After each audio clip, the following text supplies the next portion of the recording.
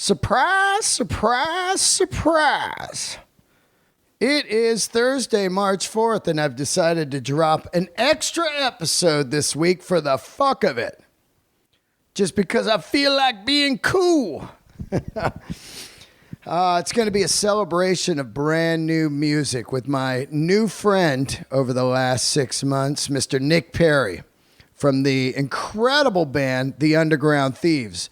If you follow me on Instagram or Twitter, you know that I've been shouting out this band for the last few months, and they are absolutely fire.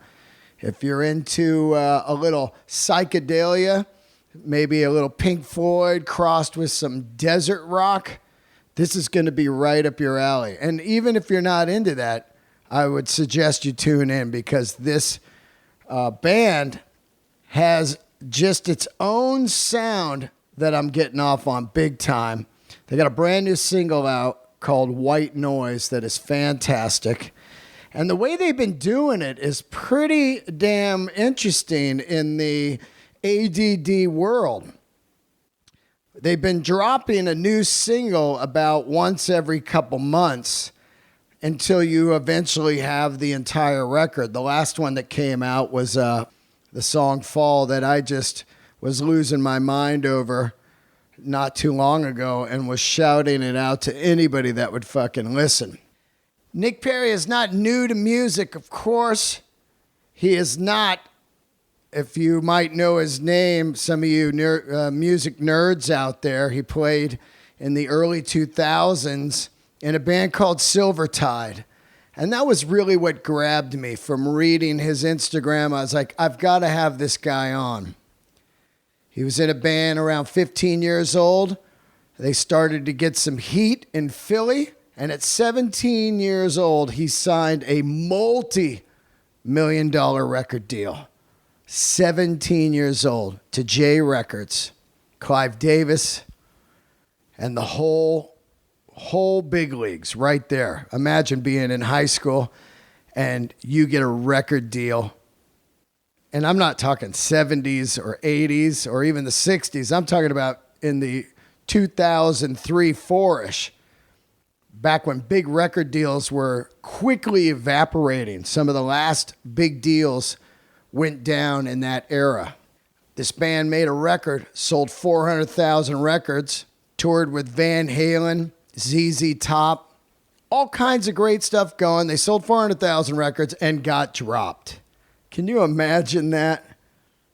That would never happen now. If somebody sold 400,000 records, holy shit, they'd be selling out arenas probably because people would just be going, oh, we got to promote this. We got to make it even bigger. We got to make it sell 5 million because 400,000 actual physical sales is just unheard of now. When the band gets dropped, there he is. I think he's around 20 years old, trying to figure out what he's going to do. And his story is right here on the podcast today, and it is a fantastic story. And I really like this band, so I wanted to get it out today because they had a brand new single come out, like I said, a few days ago. And I feel like they need that big extra push. I'm just going to actually just do whatever I can do to get new music out there. This podcast and telling people that'll listen, whatever I can do, like I said. Anyway, great episode. And go listen to their music right away. It is on iTunes. And you're going to love it. I know you are. If you listen to this podcast, then you know you probably have some pretty damn good music taste. Before I get into it, quick ad right here. Don't be fast forwarding through these ads. This shit helps the show, and it's going to help you. I don't put ads on that aren't going to help you. This is a free offer right here. To receive your first month of free Keeps hair treatment.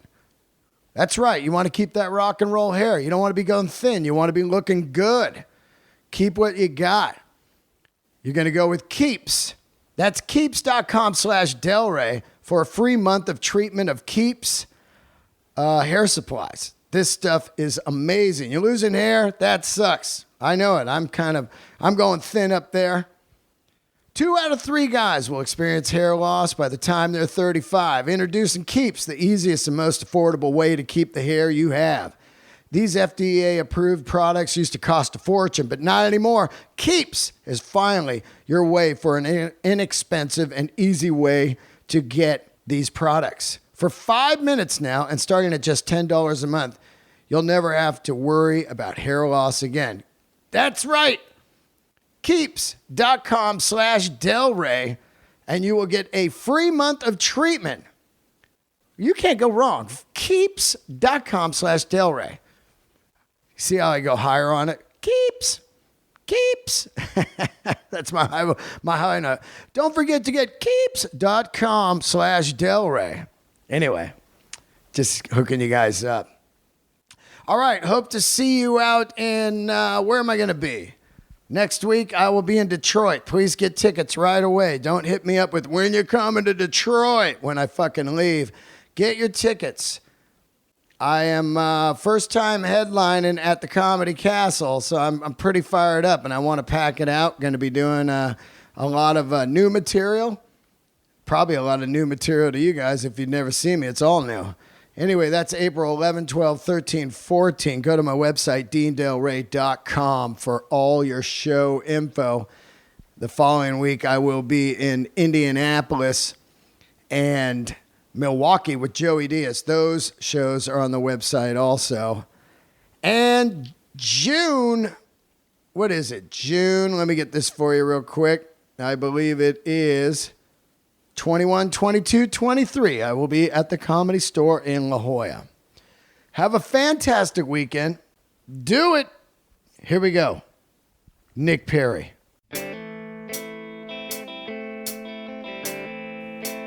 All right, thanks for tuning in to another episode of Let There Be Talk. Fantastic guest right here. You know how I like to have new bands on. New bands, I think there's nothing more of a rush than discovering some new music. And, man, it never gets old to me. It never gets old. It's like right back into like 5th grade of like, oh, my God. And that recently happened to me with this man's band. Introduce yourself. Hello, Nick Perri. Nice to be here. Thanks for having me, man. From the Underground Thieves. Underground Thieves. Before that, Silvertide. Silvertide. I don't know who you are at all. And somebody turned me on to your band. That's what I love about social media. There's demons of social media, and there's great parts of social media. And one of them is finding new music or cool guitar builders or amazing, craftsmen and stuff like that. Totally. But somebody sent it over to me. I usually get about 50 recommendations a week from people. And I'd say 49 of them are not happening. But you got to dig through them. Yeah, you have to find the gold. And I put on this song, Fall. And immediately I was like, wow, this is great. Thank you. And started listening to it and then digging down the rabbit hole of who you are. And what mostly got me going was your Instagram post about being signed at 16 years old or whatever, playing music at 16 years old, making money, everything, and then it all went away. And I could relate to that on a big level because I played music half my life. And then it just kind of seemed to go away from illegal downloading. I don't know how it went away for you, so we'll find out. But let's get into it a little bit. You're from Philly. Yes, sir. And you start music out there? Yes. How does it happen? Well, I'm from a pretty conservative, formerly conservative household. My parents are total rock and roll fanatics now, which is cool. But growing up, it was a conservative household. We didn't have rock music. Really? I just didn't even know about it. I didn't even know that it existed. My dad is from Italy, born and raised. So he came over in 59. I mean, literally like the three tenors, like that's what was on, you know? My mom, sort of on the more mellow side of the 70s, James Taylor and stuff like that. So there was like folk music and Italian opera. Oh, yeah. Growing up. Yeah. And that's it. And then at some point I did see Michael Jackson on TV. I was 6, And I think it was a rerun of like his Motown special where he moonwalked for the first time. Oh, wow. And I didn't know anything about performance and even in that moment, I didn't know that I wanted to play, let's say, guitar or drums or sing or whatever. But I, at that moment, knew I needed to do something in entertainment, like that was for me. Was it because I remember that was like such an iconic night for Michael, but was it because you saw the reaction that he was getting from the crowd, or was it like magic? Like, who is this guy? What was it that, because you're the first guy I've had on. It gave me a feeling. Yeah, right. It made me feel something, excited. It made me feel alive.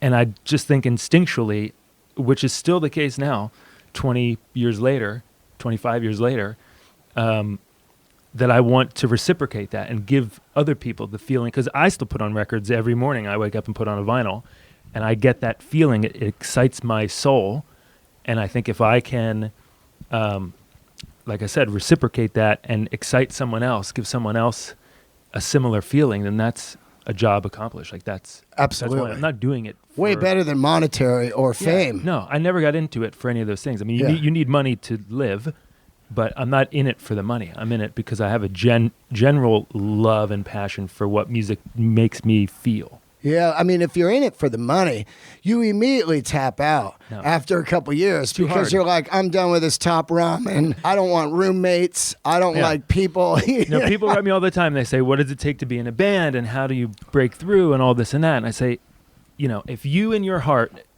genuinely love it, if you can't imagine a world in which you don't play music, then absolutely go for it, and go for it with both feet first. But if you're doing it for money or to party or to meet chicks or whatever, like, cool, that might happen, in the first little while, and then you're gonna, like you said, tap out because it's too hard. It's funny when you get a band going, there's no way that this doesn't happen, but you're playing in a band and you immediately see the guys that aren't going to make it. It's almost like if you touched down at the Vietnam War and you'd gone through boot camp, and in boot camp you're like, these guys are dead first.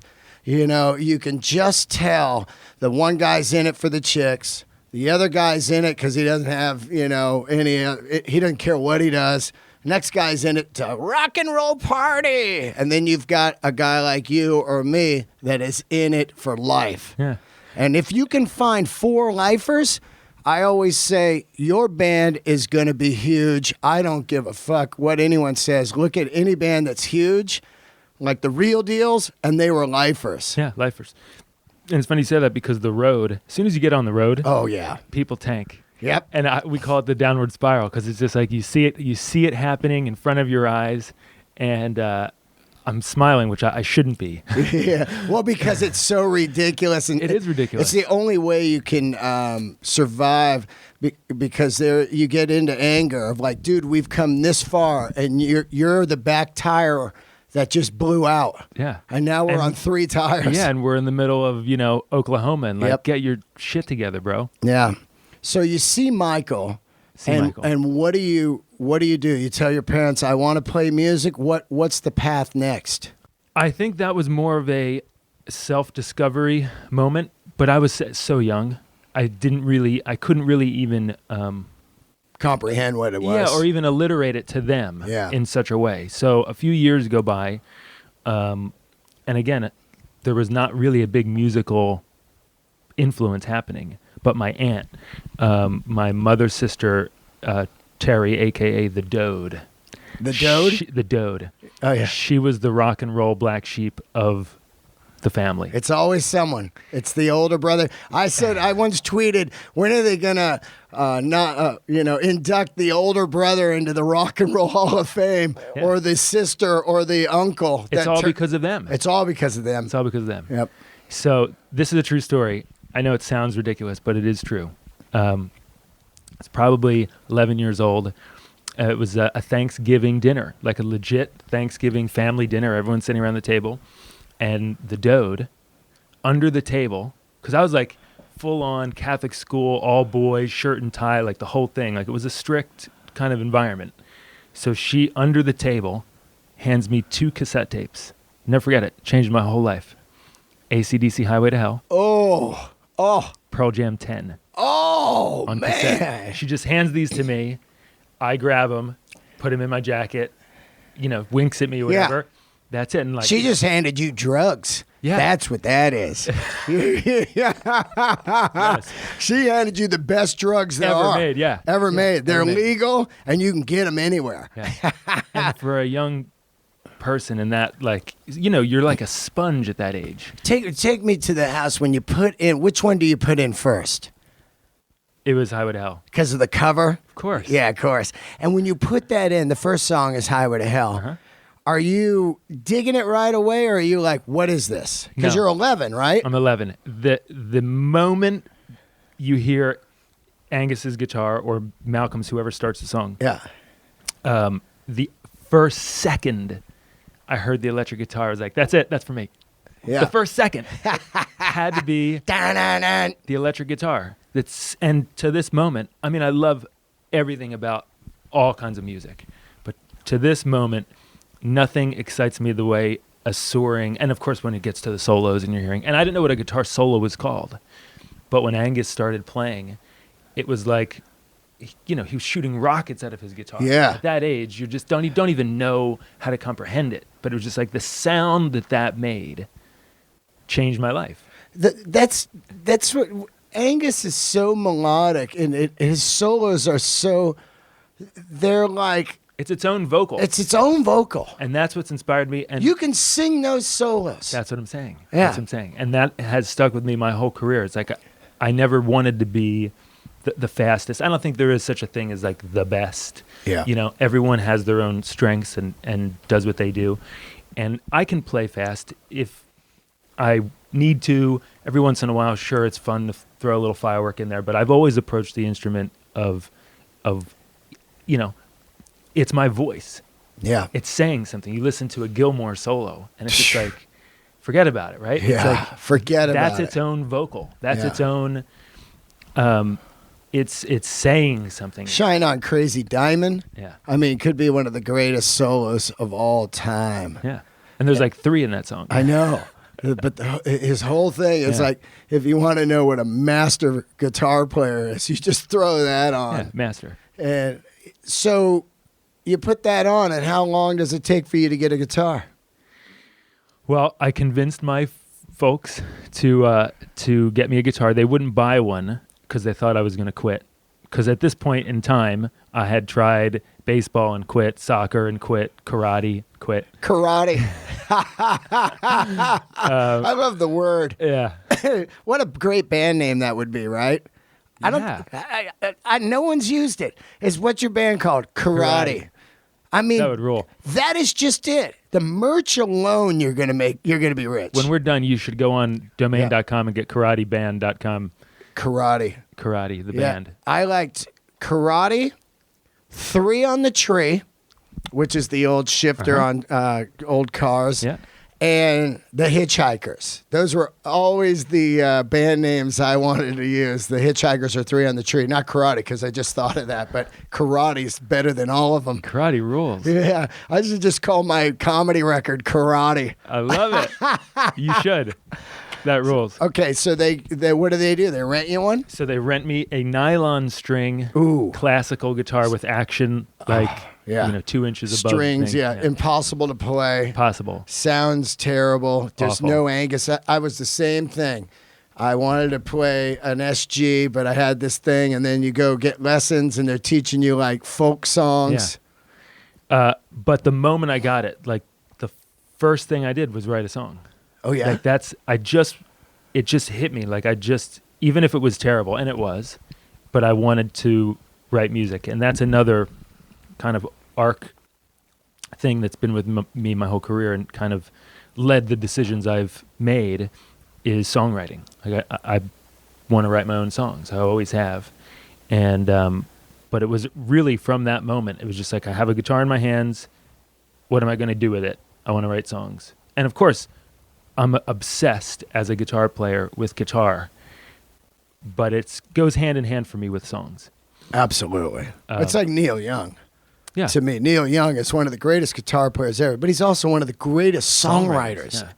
But it's like people write me all the time because I do these Instagram videos, And yeah, I'm geeky for it. I love guitar. I love guitar tones, and I love playing, bluesy riffs and stuff. And people seem to really like them. But I say to people all the time, all that stuff is really just wanking unless it's in the context of a great song. Totally. You would never hear it. You would never hear Gilmore or, all the heroes, Angus. You would never hear that stuff if it wasn't in the context of a great song that moved people. Yeah.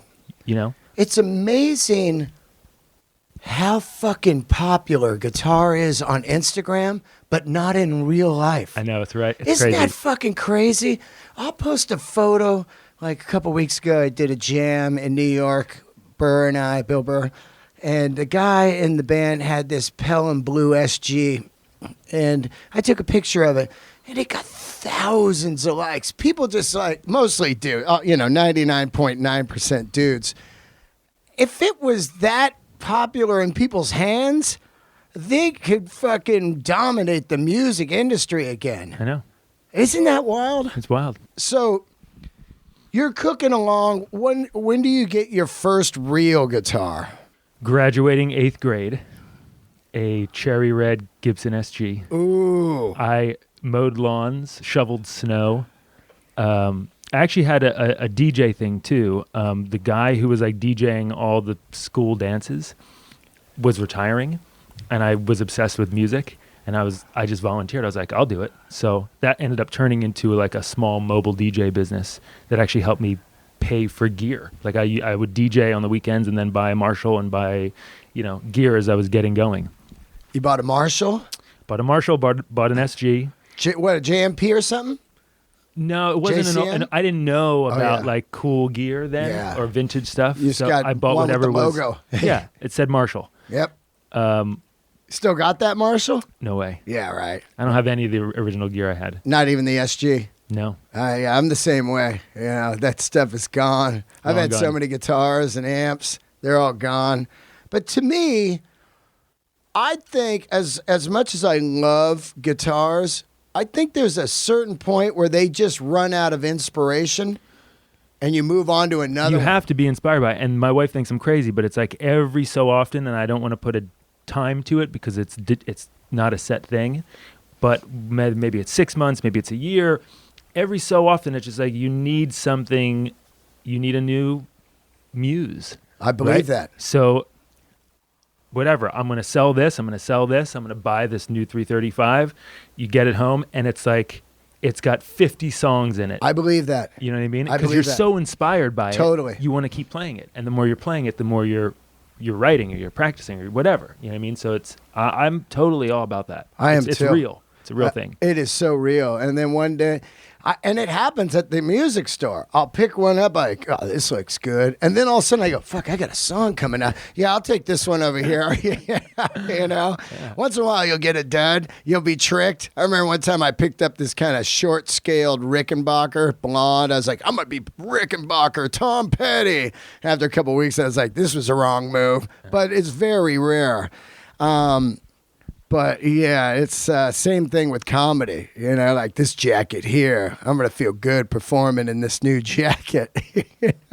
It's wild. That's it. Whatever it is for artists to get you That's the thing. Is off like, the couch. yeah, whatever it is, whatever's your thing. Yep. I don't discriminate. I know you have too, traveled and been with tons of artists, and everyone's got their own little weird things. They do. Good. Yeah. Good for you. Do it. Whatever it takes. As long That's as you why get, we as long don't as you have get on the jobs. stage at 9:00, Yeah. you can do whatever you want. Yeah. So once you get the gear, you put together a band. Let's talk about how Silvertide happens, because I'm sure you had a couple little bands before this happens, right? Honestly, Silvertide was the first real band I ever had. It was Wow. called Vertigo, actually, in the very beginning. Vertigo spelt with an I.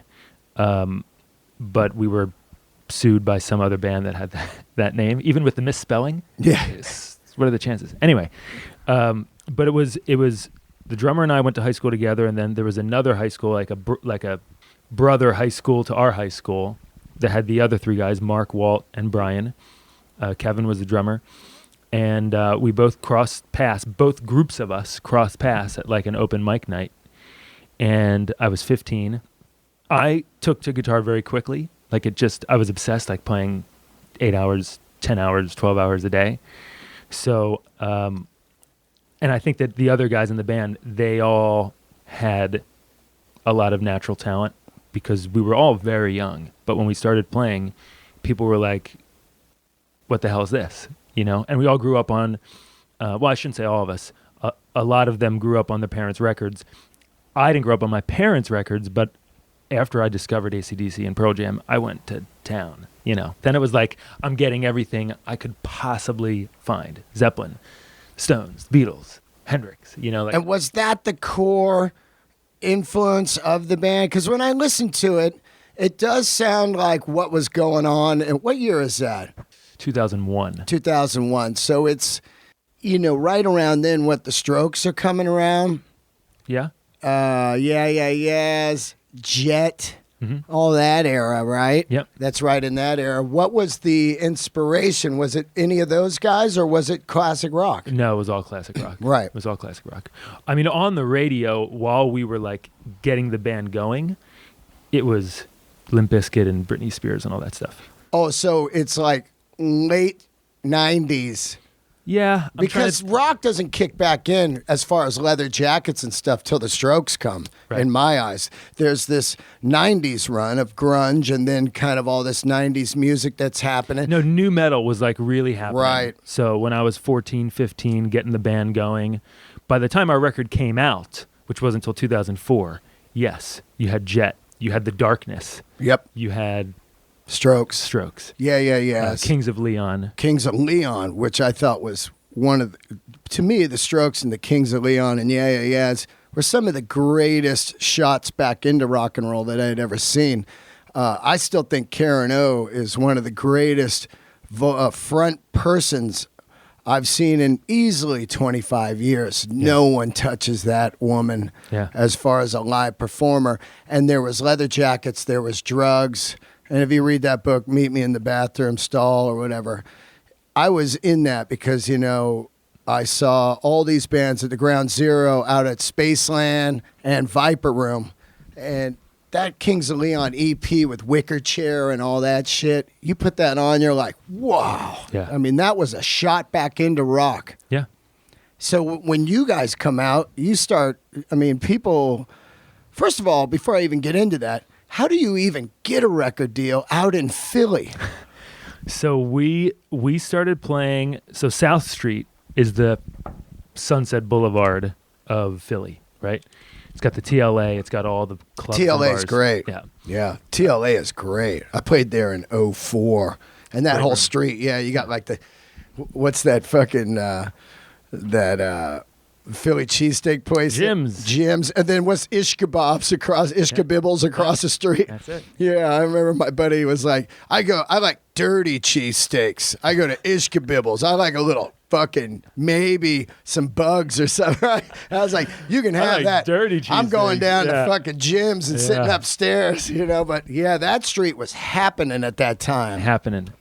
So we ended up going into an open mic. It's not there anymore, but it's a club called the Abilene, which is about 2 blocks down from the TLA on the opposite side of the street, like 4th and South. We went in for an open mic. The owner of the club just happened to be there.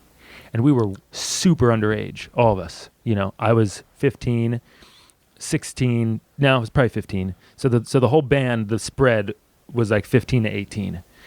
And we walked in, we did the open mic, played 3 original songs. And we were always kind of a very energetic bunch, very passionate group. The owner happened to be there, and he was just like, what the hell is this? You have to come back. So coincidentally or whatever, the person, the artist who had a residency every Thursday night had just left to go out on tour. So there was a hole every Thursday night. And he's like, I want you guys here every Thursday night. You know, it was so long ago, I don't remember the logistics of it, but you'll get paid a few bucks and fed and whatever, you know?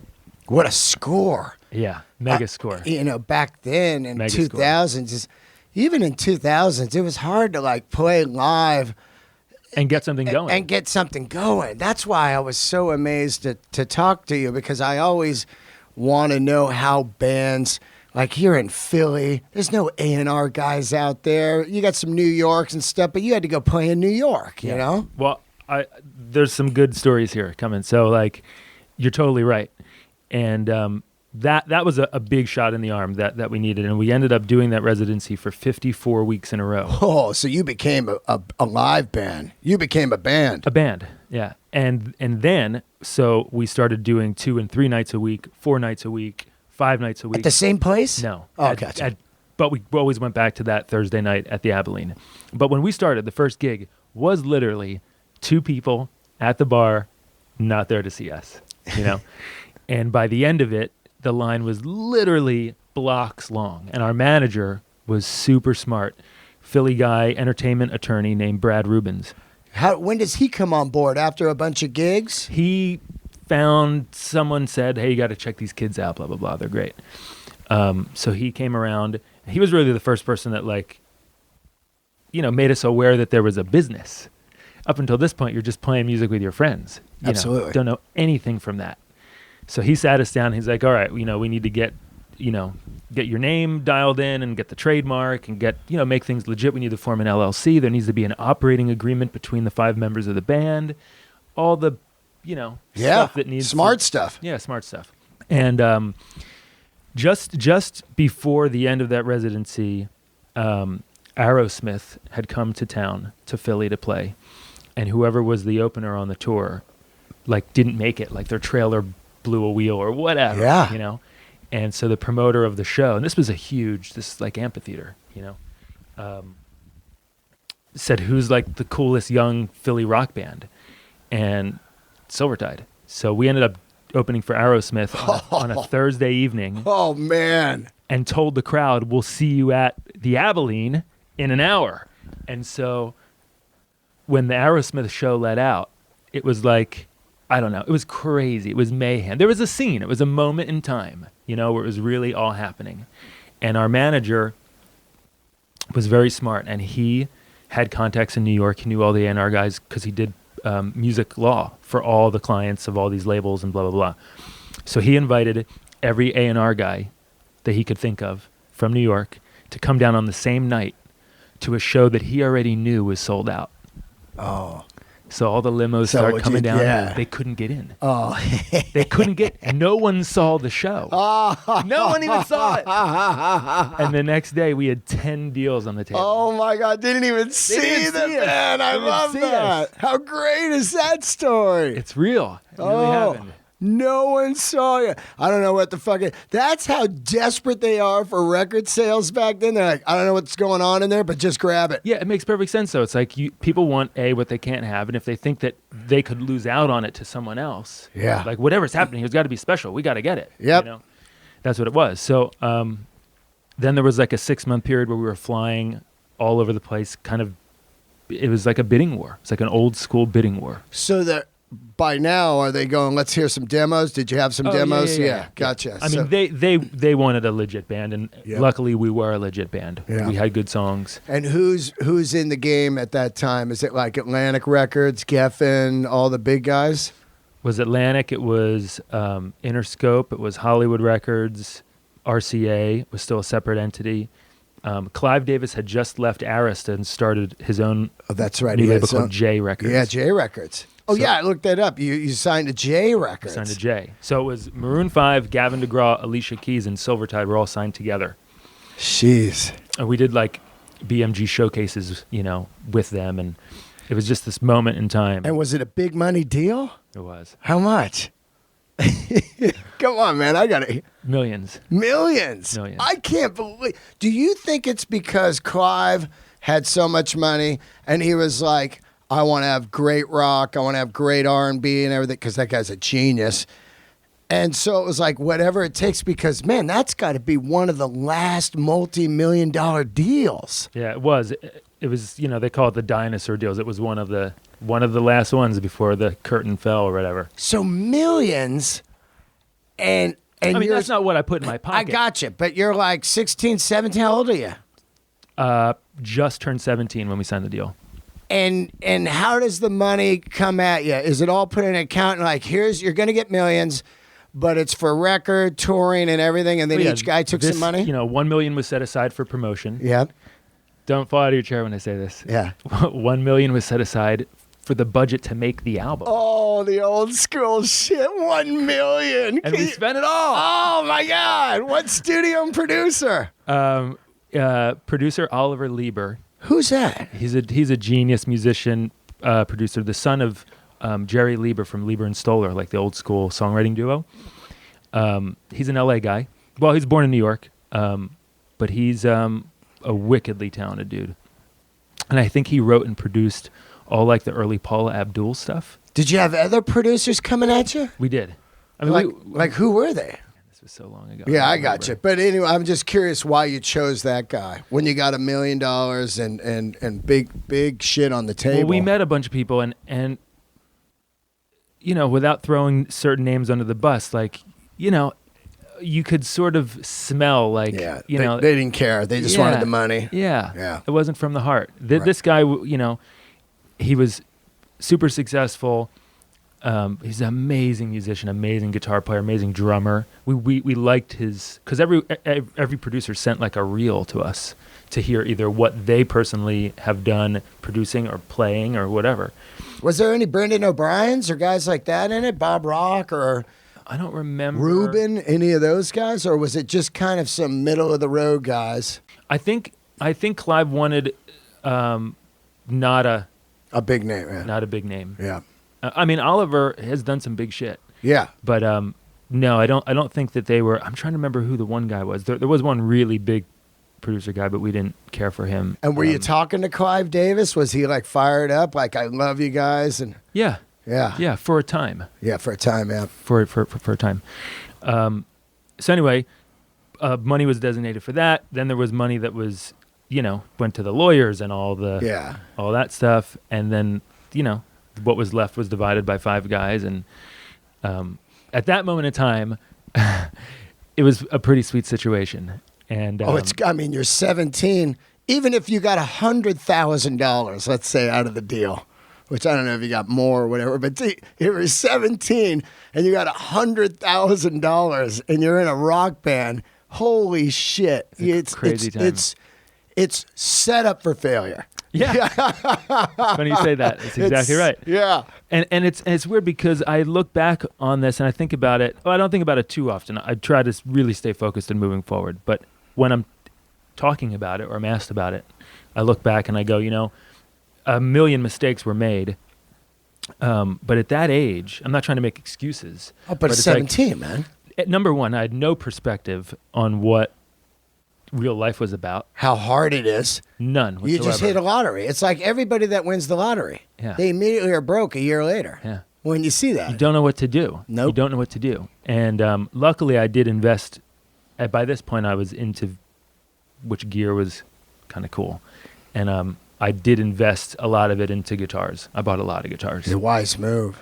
And they saved my life because years later, Yep. when I would desperately need money, Same thing I did. sell guitar, pay rent, boom. That's exactly what I did.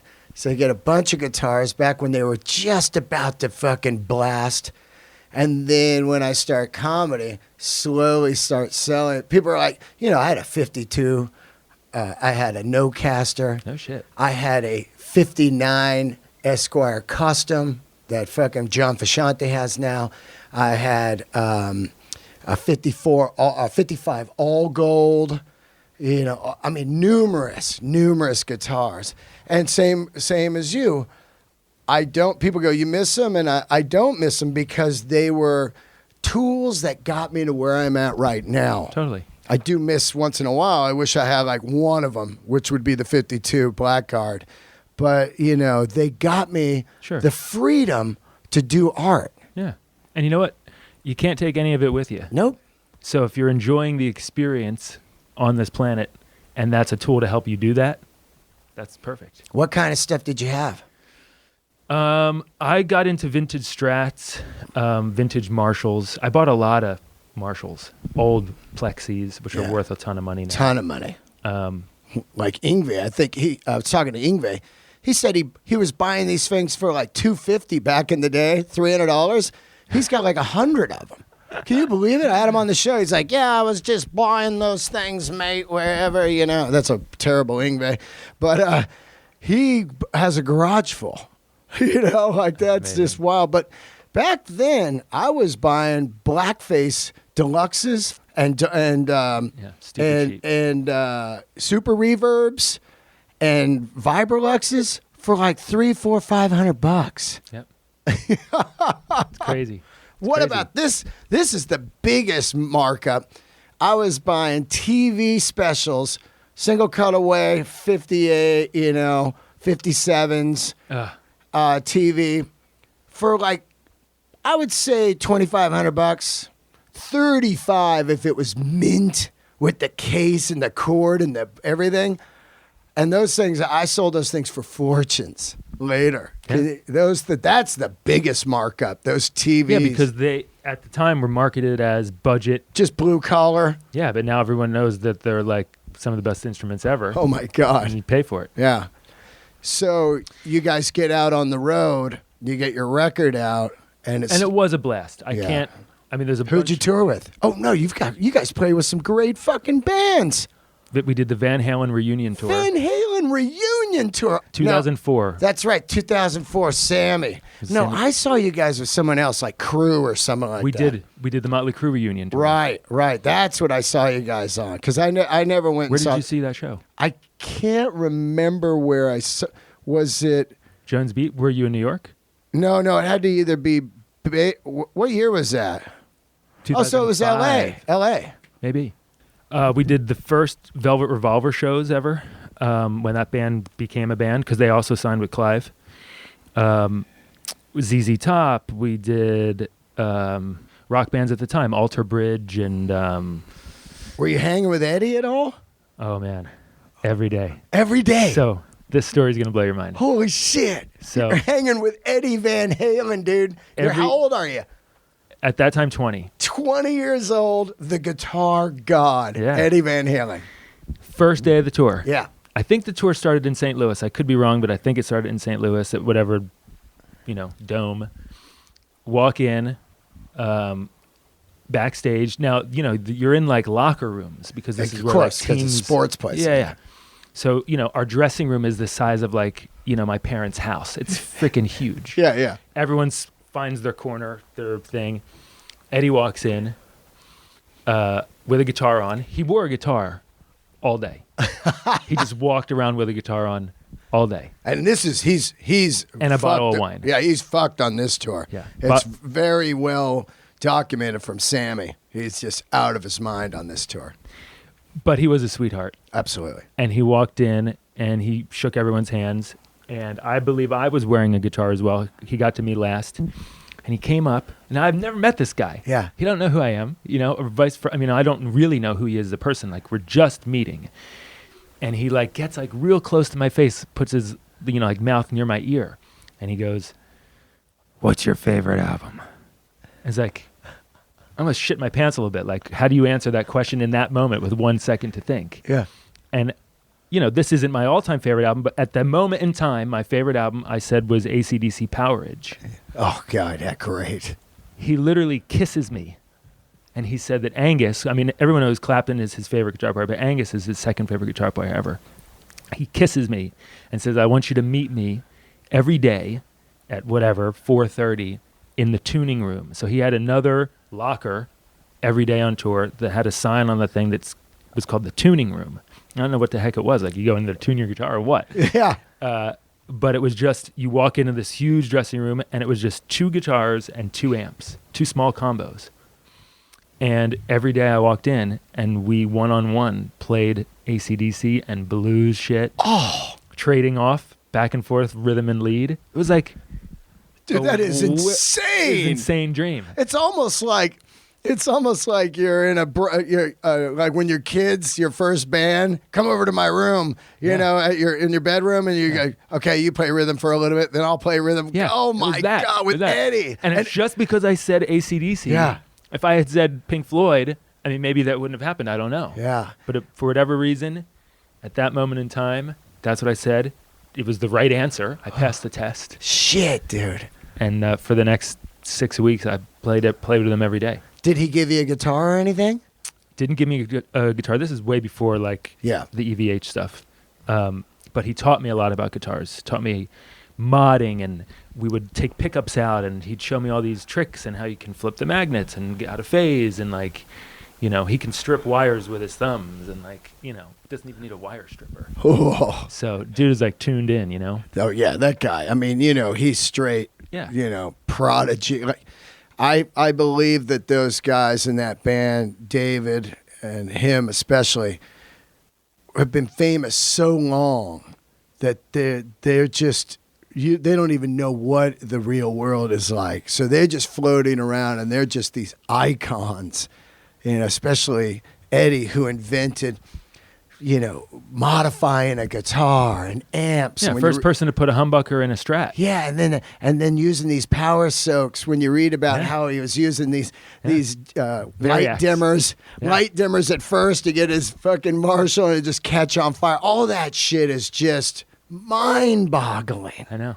Oh, I know. So you guys, man, you're out Silvertide, and it's going, but at some point you're out of there. Well, here's the funny and somewhat ironic thing about that moment in time and taking that amount of money. Yeah. Okay? Because there's always a double-edged sword, as we know in life. There's two sides to every coin. So yeah, we took that money, but what we didn't know was taking that money meant that if we didn't sell at least 1 million records, we were going to be viewed as failures. Yeah, exactly. So we sold worldwide close to 400,000 albums, which today's standard would be like massive. Like Muse sells 400,000 out, like huge, absolutely big rock band. Yeah. But back then, we didn't hit 1 million, and people were bummed out. It was like people were bummed, you know. So we never even, you know, we started a second record that never got finished, and Napster and all this stuff started to hit, and then Jay merged with Sony, who merged with BMG, who merged with RCA, and it became just one huge Sony BMG. Yeah. First it was the RCA Music Group, then it became Sony BMG or whatever. Then you're just lost. Yeah. Just floating in outer space. And people are gone that were originally on your team. Our A&R guy left. Yeah. And now people are like, I don't even like this band. Who wants to work it? I'm not worried. That's not my band. They're more ego-driven themselves. I got my own band over here. They're way better. But could you imagine now dropping a band that had sold 400,000 records? It's crazy. No. It's crazy. No one would do it. It really is. But at that moment in time, it's a true story. It happened, and we were dropped. And I was 22, going like, what am I going to do now? And I try to explain to people, when a band is dropped, especially in the 80s, early 90s, that is it. You are completely labeled done. There's not another label. It's very rare. Another label goes, you know, I always wanted to sign that band, and I lost out on them to J Records. I think I can get that going. Nobody wants to take that chance because you're labeled as failures. Yeah. And nobody really will go, you know what? I'm going to make it happen. It just never happens. So once you're dropped, you are done. Now you need to move on. Now I need to move on. That's crazy, right? Yeah. It's so funny. That's why I think all the bands that are in the jam world, it doesn't really matter if they were dropped or what. From that Grateful Dead total blueprint of, you know, when Grateful Dead were on Arista, they have a hit with Touch of Grey, but they never had no hits before that, and they never had any hits after that. It was all organic, driven from music fan base. Yeah. People love music and they go see it. They're not looking for famous. They love the band for all the work. Yep. And so it's that's where it's at. That's where it's at, man. That's where it's at. And that's really what you are really digging into now as I look at the Underground Thieves. Yeah, making music that I love and from the heart without thought of, you know, I mean, I wouldn't say I don't want it to be, I don't want to write a song that people identify with and that's played on the radio. I would never say that, you know, but I'm not sitting down and going, I have to write a 3-minute hit song for the radio or else. Like, I'm just writing the music that is coming out of you. Yeah. And it could be different styles. Totally. And now more than ever, the internet, pros and cons, like I said, with everything in this universe. But one really great thing is that there's a market for almost anything. If you and I developed a new genre right here today that had never been heard before, give it a little time and there'd be a fan base for it somewhere in the world. Yeah. And that's the cool thing, is that you can reach people from anywhere who love music and want to hear good music. That's like this podcast. I look at the numbers. There's guys in China.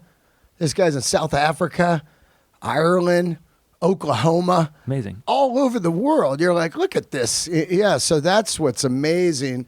And since it's you can really just dig in. I mean, it's really hard when you're cruising with like 4 like bandmates and it's like people have jobs and everything. But if you're digging in and doing it all yourself, I know you got a band, but I'm saying you're going to get the music out there. Yeah. And for the first time, and I've, that was 12 years ago that Silvertide ended. There's a bunch of stuff that's, I've been in music the whole time. Yeah, you played in Shinedown. For a minute. Yeah. So I kept busy. And I went out with Farrell for a year and played guitar for him. That's which was fucking cool right there. way cool. How did that happen? Right place, right time. Yeah? Yeah, I moved here when Silvertide ended and was living on a buddy's couch. I had one guitar with me and one suitcase, like literally just staying on a couch. No money. And a mutual friend asked me to come to this show. It was a tribute. It was a tribute for Dimebag that happened up at the House of Blues on Sunset before it closed. Across the street. Yeah. And the musical director, the guy who was putting that together, was also Perri's musical director. So I got paired with a few friends, and we played. The whole night was Dime's friends playing his favorite songs. It wasn't Pantera songs. Oh, that's cool. Like Van Halen and shit like that. Totally. So the group that I was with, we did Have a Drink on Me. Oh, kill. Man, who sang that? Brent Smith from Shinedown. Oh, man, that's a high vocal. Yeah. That's the highest vocal on that record. It's so good. Oh, are you kidding me? It's so good. It is fucking smoking. It is. And we did a Skinner tune. I want to say, Give Me Back My Bullets. Great song. So I showed up and I just did me. I don't know how to be anybody else. I just did what I do. And long story short, Nuno, who was playing guitar with Perri, left, and they needed a guy quick. And the musical director just saw me and, presence, like if you're in someone's head, called me and said, would I do it? And I said, sure. So I learned 22 Jane's Addiction songs in 2 days. And what was that group at the time called? Satellite Party. Oh, Satellite Party. That was after his what was that one with pets? We Make Great Pets and stuff. Porno for Pyros. There you go, Porno for Pyros. But we did some of that stuff too, which was cool. And then he does the Satellite Party. I forgot. And you jump in, and how long? You're in the band for a year? Yeah, I did for around a year. What was Perri like? He was the best. Yeah? The best. Yeah. Yeah, he was so cool. Really like one of the most mellow and total, like, when I close my eyes and I imagine who I want to be, versus what my DNA and my high-strung personality says that I, am. What I want to be is just mellowed out like Perri Farrell. Yeah. He's just so cool and chill and very zen. That's the word.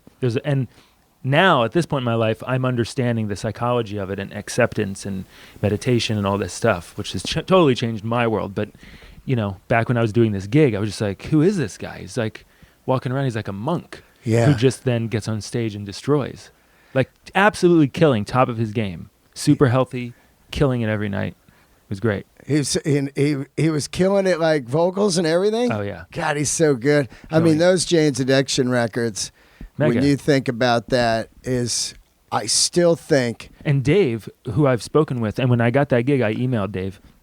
I was like, man, because I had to learn all the guitar parts, and I'm doing it as one guy. So I'm learning like 3 guitar parts per song, 2 or 3, 4. Yeah, you're asking him what he's playing, the root, what the root stuff is? No, I had to homogenize it to one part. Yeah. You know what I mean? But I grew such a respect for him as a guitar player because when I was coming up, I saw him a lot on reality TV, and just digging into those records and learning that stuff, I was like, shit, man, this guy is incredible. Incredible. Yeah. And I told him, like, man, you just kicked my ass over here.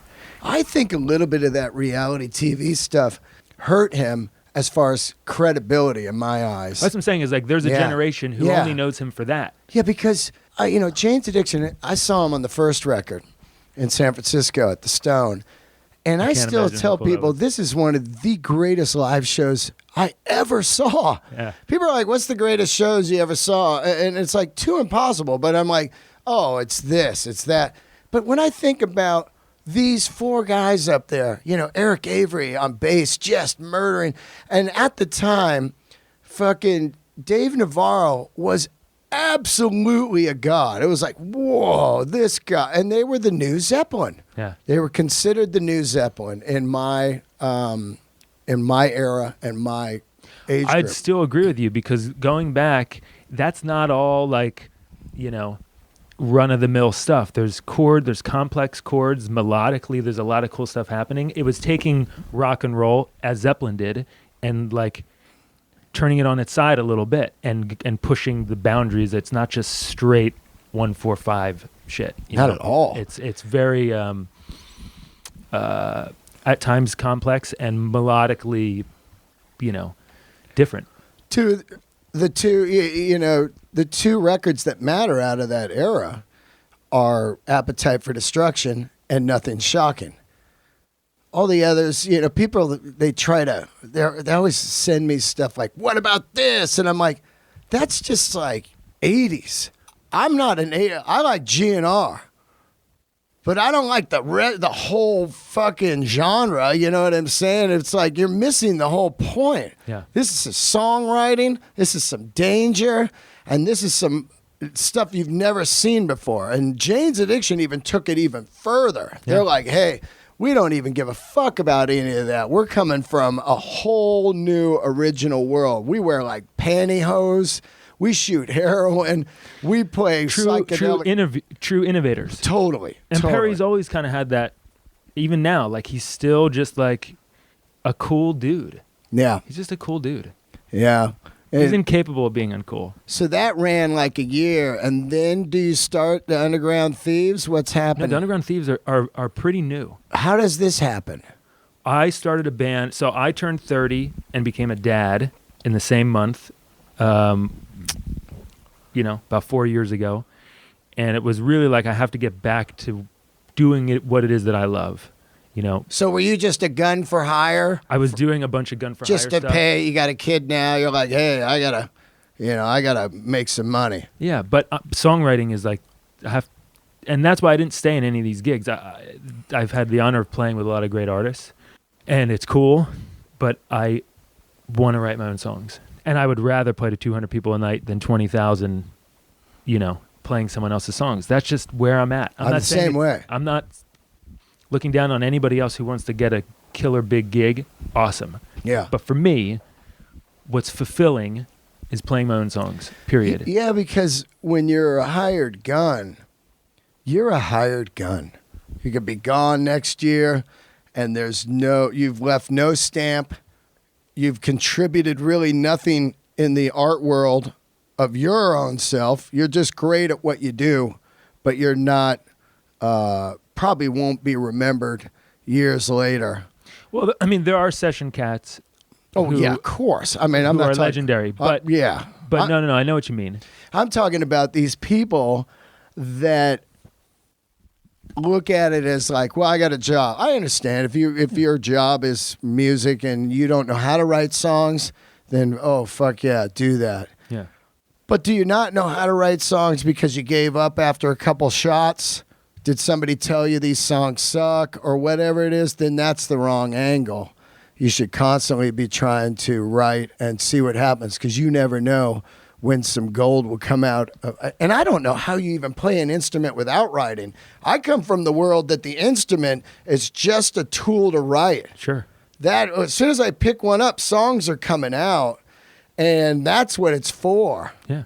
Which is bizarre. I think everybody has that potential. in my mind, it's like, our brains, the left side of the brain is just calculating all the time and way overthinking, right? The right side of the brain is where it's at spiritually for the, I don't know, tapping in creatively. Yeah. Yeah. So it's like, can you, and there's a great Roger Waters quote that I'm not going to even try to talk about because I'll ruin it, but it's can you free yourself in your own brain for long enough to like enjoy the experience of what you're doing? And I think if people can, anybody in the world can quiet the left side of their brain, every person it has the potential to be creative, no matter what it is. It's in some artistic way. Like I meet people, I'm sure you have too, where people say like, oh, I don't have a musical bone in my body, or I don't have anything creative. Like, well, I bet you do. Yeah. I bet you do, because I believe that everyone does. They just didn't know how to tap into it. Yeah, or nurture it. I mean, I wasn't born with it. It just came out from trying it. Yeah. And you're like, nobody's born with. I mean, there's these freaks like Eddie Van Halen and stuff, that come out and you're like, wow.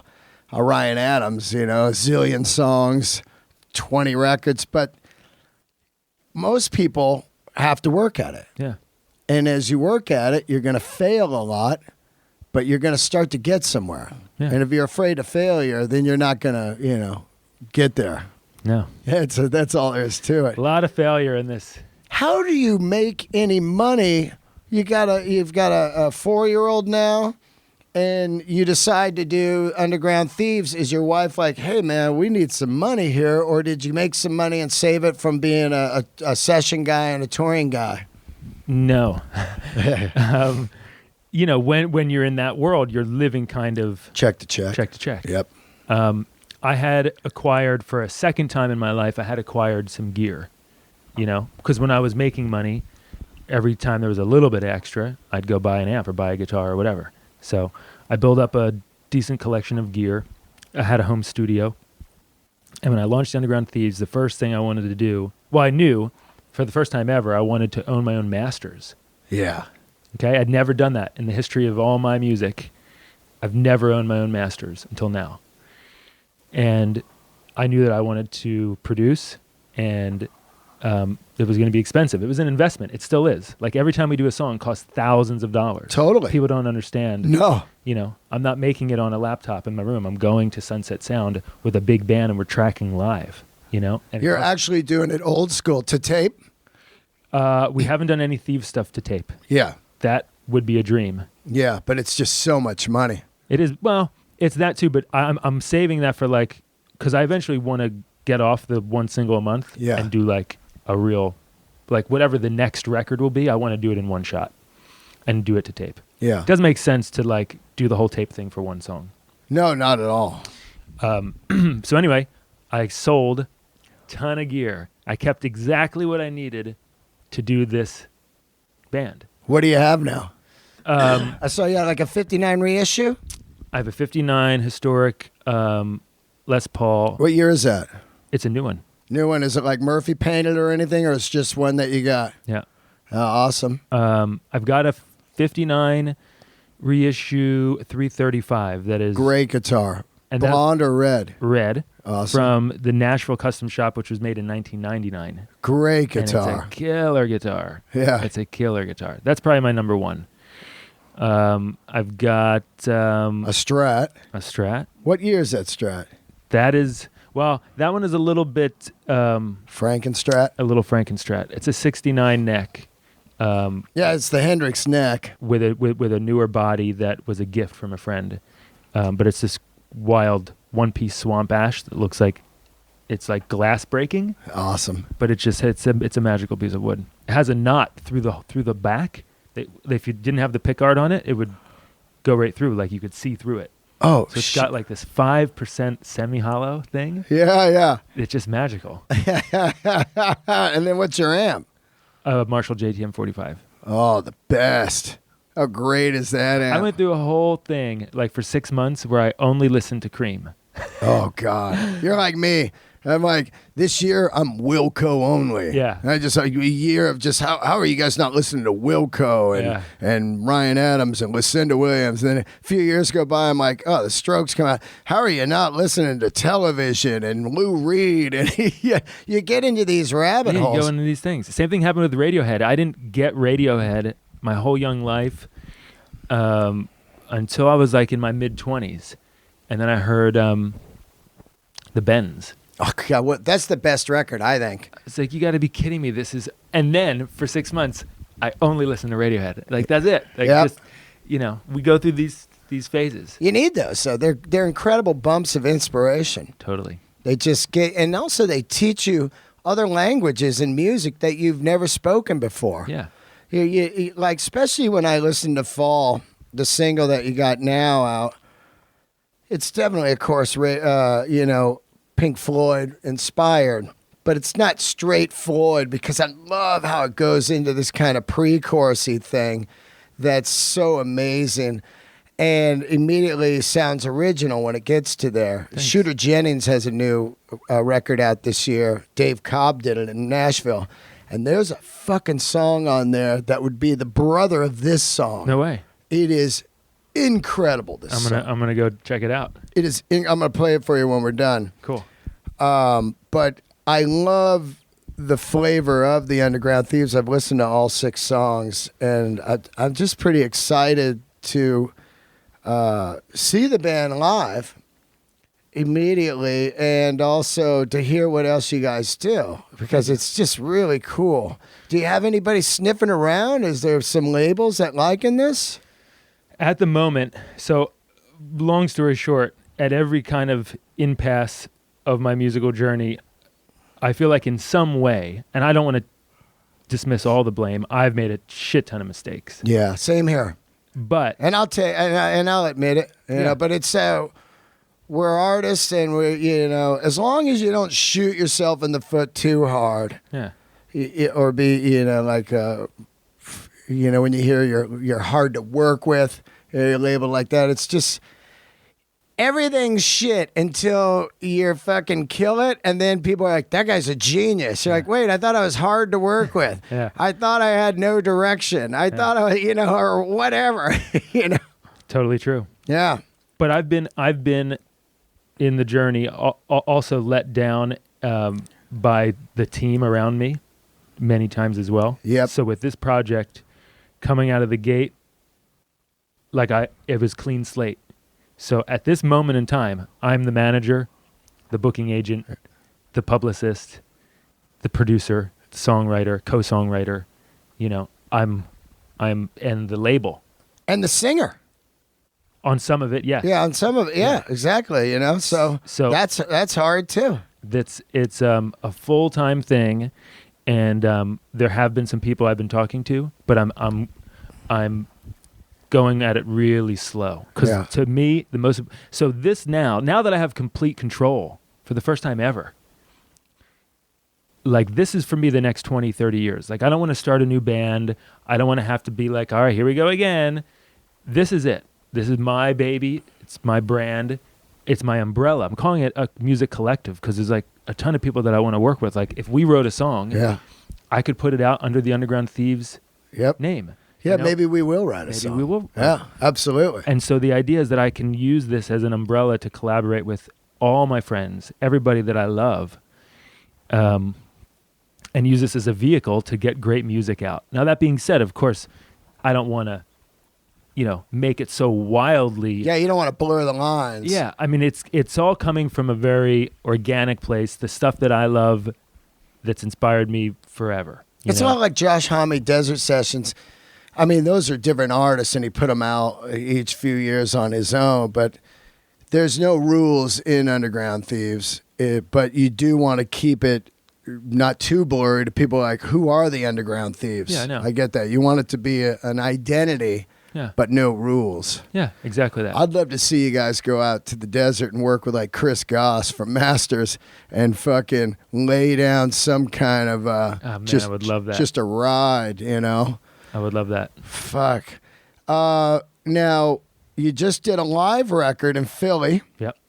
Incredible. Saw the footage. 600 people there. How did that get out? Are they all old Silvertide fans or just old friends and family? How did this draw happen? Well, the Silvertide, one of the great things about that experience was being on the road for so long. Like, we were on the road for years. Whoa. Years. Yeah. But I think we toured almost 4 years with really no breaks. And so we built a lot of very loyal. I mean, that's how you really win people for life. You know what I mean? People hear you on the radio. Maybe they buy the record. Maybe they're into you. Maybe if you're lucky, you get them forever. But if you, in the flesh, inspire somebody, move them on some sort of spiritual level, they're with you forever. Especially if you meet the people after. Yeah, Like, and we did all that. all my shows, when I'm done, I'm talking to the people, even if they're like drunk and annoying or whatever. That goes so fucking far. Yeah, it's a human People are like, I can't believe you're out here talking to us. Like, what do you mean? I'm nobody. You know, I go, believe me, if I was famous, I wouldn't be out here. No. Can you imagine if you were just,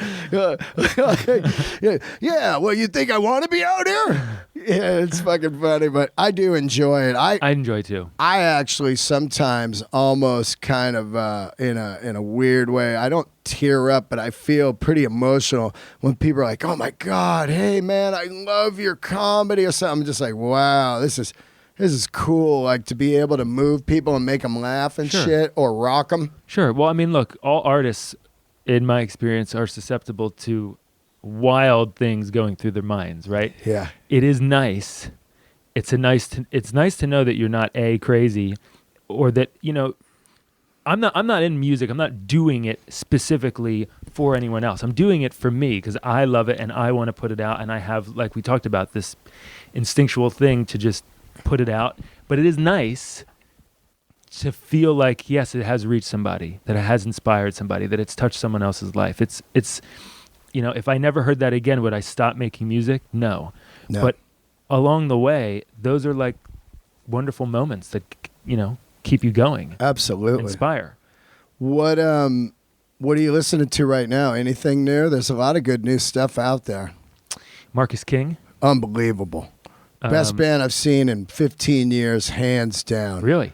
Well, I've never seen him live. I've seen him three times now. Twice at the Troubadour, once at Irving Plaza in New York. And what a great thing about that band is each guy crushes it, and each guy is so fucking nice that I'm like, that's awesome. This is the real deal. And the thing I like about them, which is a lot like you, is they got flavors of Allman Brothers. They got Stevie Wonder. They'll play War Pigs. They'll play, some soul R&B, some Otis Redding, flavored stuff. All sounds like Marcus King. It's not like, this is pretty derivative. This is, like there's bands that come out and you go, this guy's just doing fucking such and such. Unbelievable group of guys that are in it for life. Each guy in that band's a lifer. Then Marcus King, who else? Blackberry Smoke. Yep. You know them? I do know them. There's an amazing female artist who I had the honor of playing with a little last year, and I'm going back out with her actually this year as well, named Dorothy. Are you hip to Dorothy? Oh, is that Linda Perry's? Yep, I know her very well. Linda Perry's an old friend of mine that signed my band. Really? Oh, yeah. We go back 30 years, 20, 25 years. Wow. Oh, yeah. We're What a old small friends. world. She's done the podcast. Cool. And she signed my band in 96 to Rockstar Records. And Linda Perry is that's amazing. Absolutely a god to me, and an incredible person, and a smoking songwriter, and also a crushing music gear collection. I know. That'll make your fucking head fall off. I've actually never met her yet. Oh, wow. Never met her, but I've been working with Dorothy for a little while, and she's super sweet. And her new record, 28 Days in the Valley, it just kicks ass. Yeah. It's like psychedelic. She's got like a Janis thing going on, but it's still new, and it's just awesome. I think Linda Perri, when you listen to this record called In Flight, which is a record she did right when she left Four Non Blondes that completely got shelved and disappeared. You want to talk a Pink Floyd kind of female vibed record. I think it's one of the greatest records to come out of San Francisco, or she was, living in LA at When the we time. hang up, you have to remind me because I'll type it in my phone. In Flight. In Flight. This fucking record is so dark and great and totally, disappeared. But I still listen to it to this day. So, I mean, to hear that, it'll blow your mind. So that's pretty cool. And what else? Anything else? Someone just sent me a song last week that blew my mind. The band is called Black Mountain. Unbelievable band. It's like an Unbelievable 8-minute song. It's called Mothers of Something. Mothers. Unbelievable band. It blew my mind. How about Uncle Acid? No, I don't know this. Oh, God. I'm just going to start firing. I got to get your phone. I got your phone number. I'll just start firing stuff to you. Please. Uncle Acid and the Deadbeats, Black Mountain. These bands out there, there's so much great There's so music. much great music. And I'm so glad that I found out about you from the internet. And I'm glad that you hit me up, oh, yeah. Immediately I was like, well, this will be the first band I start pumping in 19. I pumped Marcus King all year, had him on the podcast, and St. Paul and the Broken Bones, a lot of these bands when they were coming up that I thought if I could get these guys on the show and if just some people start listening to it and spread the word grassroots style, they're going to get somewhere. I'm not saying I got them there, but I was definitely down to shout this shit out. And when I'm on a platform like SiriusXM doing interviews and they go, who am I listening to? And I say Underground Thieves, Marcus King, Black Mountain, whatever. It's getting out there. Well, I appreciate it. Yeah, absolutely. When, are you going to be playing in LA at all or no? The Underground Thieves, it's weird because I'm here. My drummer and bass player are here, but the rest of the band is on the East Coast in the Philly area.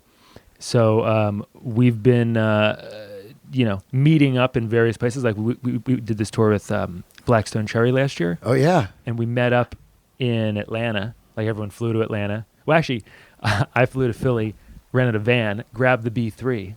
Ooh, got to have B3 in the band, dude. Drove to Atlanta. Everyone else flew because it just made more sense. And then we rehearsed in Atlanta and we started the tour from there. But we have to play the West Coast. We haven't done anything on the West yet. We've done the South. We've done the East Coast. Get out here, man. Let's see that. We have to. All right. You into comedy at all? Yes. Well, actually, my wife is a crazy comedy fan. She's not huge into music, but when we met, she was all about taking me to comedy shows. So through her, I've been turned on to tons of people. And your wife, like, she watches like Netflix specials and stuff? Every single day. Well, who's her favorite? She loves Bill Burr. Wow. Louis Black. Sebastian Maniscalco. Yeah. So I'm super Italian. Yeah. That one really relates to me. Yeah, really well, yeah. 'cause his dad, when he's talking about his dad, Yeah. that's my dad. Yeah. Exactly. Yeah. Jim Gaffigan. Great. I'm a huge Larry David fan. Great Seinfeld. show. Well, thank you so much for doing it. Give everybody your Instagram and your Twitter. So it's Nick Perri, Perri, right? Yes, with an I. With an Perri I? At Nick Perri on Instagram, at Nick Perri on Twitter, Nick Perri Music on Facebook. Underground Thieves is at Underground Thieves. Everywhere on Twitter, it's UG Thieves for brevity. Yeah. I can't thank you enough for doing this. Yeah, I know thank you you for having drove me. from fucking bumfuck to Egypt to do it. I was pretty fired up to have you on. My pleasure, man. Thank you for having me. And looking forward to seeing you. Maybe we'll sit down and jam one day. I would love to. Yeah. Well, That's thank you awesome. so much. Thanks, guys, for tuning in. Don't forget to subscribe to the podcast on iTunes. And please leave a review. Let's see what we can do here at 19 to get this show up into the top 10 on iTunes. I love all you guys. Keep the candles lit. Support some rock and roll and comedy. See you guys.